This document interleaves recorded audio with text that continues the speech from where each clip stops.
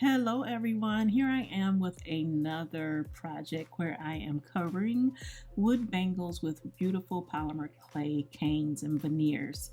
So I have my Premo, my Sculpey Premo black as usual, and I made this cane a while ago, and I thought that the flowers stretched out or irregular would look cute on this bangle. So I got this out and I was just inspecting it because I hadn't seen it in a while. So I have my Sculpey Premo black. I'm going to cut me a piece off so that I can flatten it down to get it through my pasta machine. I have the Atlas 180. It's beautiful. I got a mod from Ed Street and I love it. So I'm just going to straighten this out. I got my hefty big old Betsy here. I think I called Betsy a couple of other names too in videos, but she's Betsy today. And you guys know I cracked her because I dropped her. I'm going to have to buy me another one from the beautiful Teresa Salgado of Tiny Pandora. That's where I got it from. So I got this through the pasta machine and all condition. And I am going to sand the inside of this wood bracelet because it was different than some of the other ones that I got. It was pretty rough on the inside, but I do, whether they're rough or not, sand them on the inside and the outside. And I use this wet dry. Most of the time I use it dry. It's like 320 to 420 or 400 grit.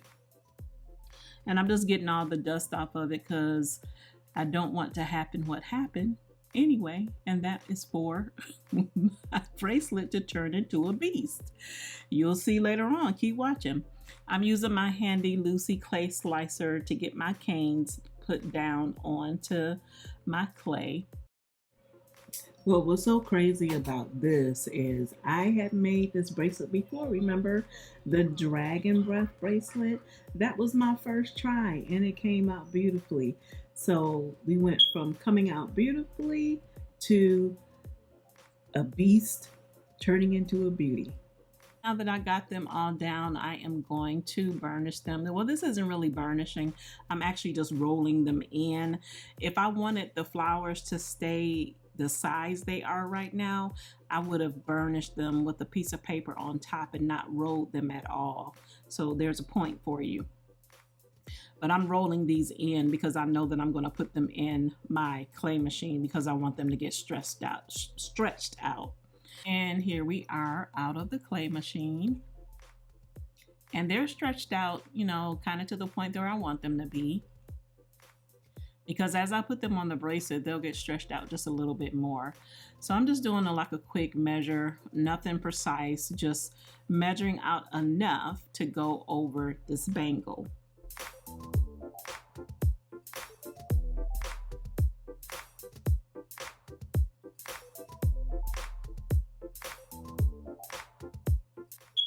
And here we are. And I'm going to use some Kato clear liquid clay to help my strip adhere to this bangle. Now this bangle, I did pre-bake it to get the water out of the wood. I left it in the oven for about an hour. I did everything I was supposed to do with the wood. The issue, I think, came from me not pricking any holes, but we haven't got there yet. You'll see the beast in a minute.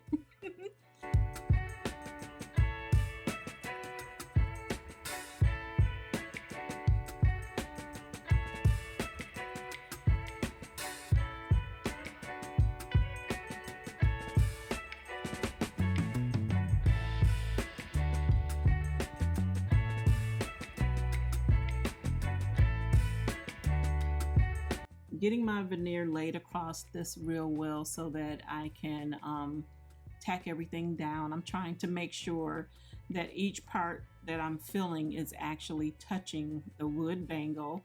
It's going on very nicely.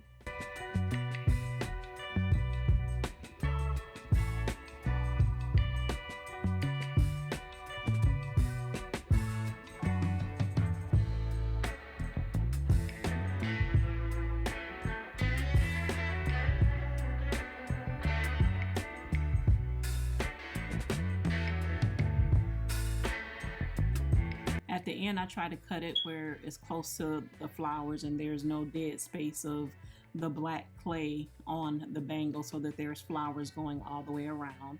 So we've done that, and we're going to smooth out our seam to make sure it looks seamless on our bracelet.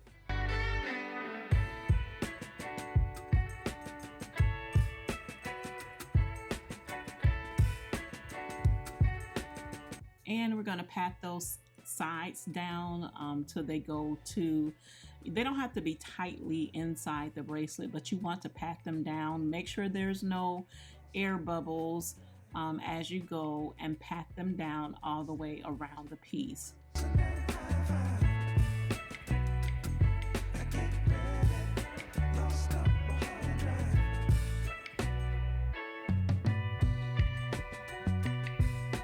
You pay good attention to that seam.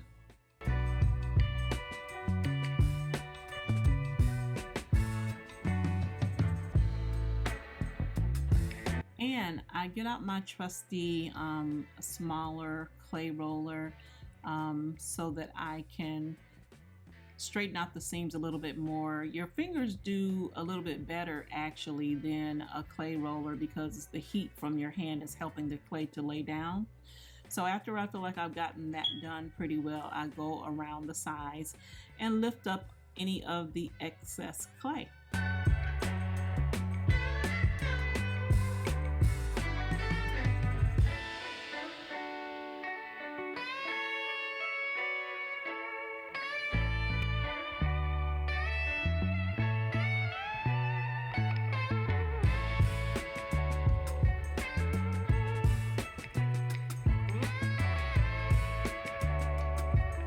So now that that's done, I'm just going to smooth the sides down to make sure, you know, it has a quality look to it around the edges, because you don't want a lot of frayed edges. And sometimes when you do have, well, I won't say frayed edges, but just overlapping edges, I guess, where you've left too much clay, which if it's not too much, it's not really a problem, because you can either get it off now with your knife, or you can wait until after it's baked. Now here is the beast. It came out of the oven, lumpy, bumpy, and crazy. I don't know where the air bubbles came from. They just came. So it's like Beauty and the Beast right now. Just don't know what happened. But the sparkles that you're seeing around the flower is because the translucent I used, I put a little bit of glitter in it, and I thought that it was going to show, but it didn't really show as much as I wanted it to on here, but it's still okay. So because of this lumpy bumpy mess, I had to figure out a way to make this mess into a masterpiece. So I got out some of the cane just so I can stay with the color theme of the bracelet, and I cut it up in pieces so that I could press some mauve flowers to put on the bracelet, to try to hide some of the lumpy bumpy mess, because even with my sanding, those bumps and lumps didn't go anywhere. So I'm just pressing down. I'm making about 6 of these flowers to go on to the bracelet. I needed to bring up some texture because of the textured humps and lumps.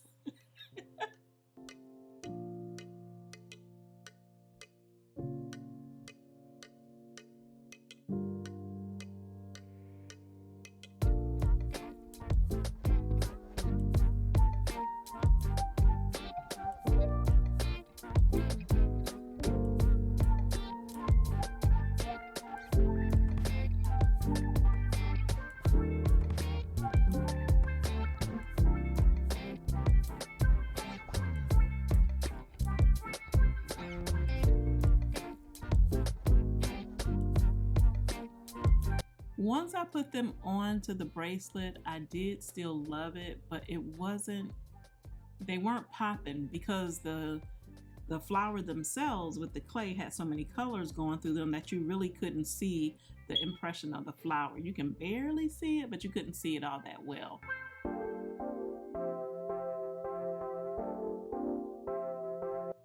So I got some of my Lisa Pavelka poly bonder out, and adhered my flowers to the bracelet with that.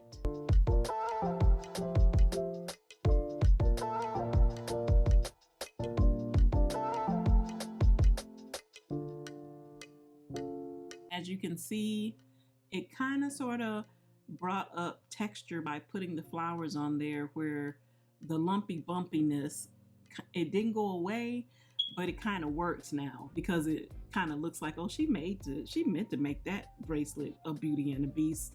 She meant to do that. At least I hope that's what people think.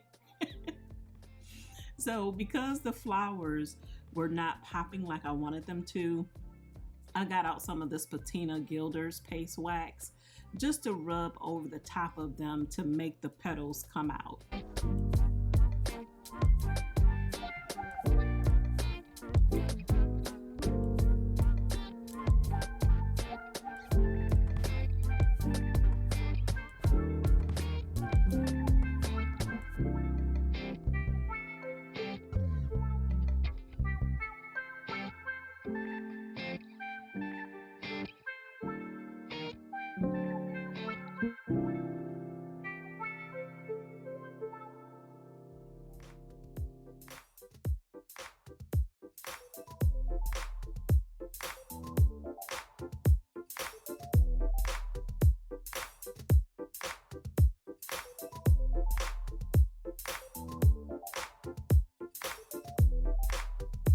And because I didn't end up liking the middle of the flower, I got out this chrome marker. Now, not the middle of the 3D flowers, but the middle flower where it has that red, black and white swirly thing. It wasn't bad. I just didn't like it. So I figured I would color that in kind of sort of with that chrome silver pen. And I just did that to all the flowers, and I went around it a couple of times, making sure that they were, you know, like it was a really good round circle. Not going to be perfectly round. It's organic, so it really didn't matter that it wasn't perfectly round. My point was I wanted to get rid of the black and white swirly. So this is it. My lumpy, bumpy Beauty and the Beast bangle. I think it came out okay considering the bumps and lumps. I hope you enjoy watching. Thank you. Love ya.